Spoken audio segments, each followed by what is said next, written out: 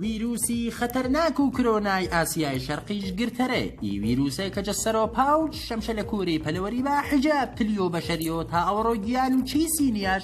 ئەفوە کرد سی چینیاش گرتن هەرسی نەفەری خەجاڵات مەکێش دێمە هەر زەماوانە نە 50 نەفەر خوا لاژە لاژ چینیەکێ بەگەل لە کۆمە وەر و وەزیر و بەهداشتی نەپێوەرەواتشە چین چوان چێنچە چین وەزیرەکەما پێچ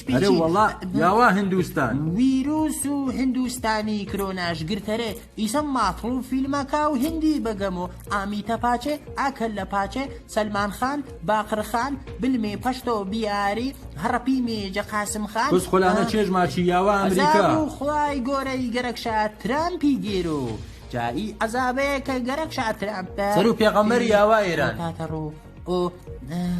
چنی بیان خوای گۆرە گەرەکشە ئیمتحان ماکەرۆ ئەوامی شەکیبا و خوا ڕەحم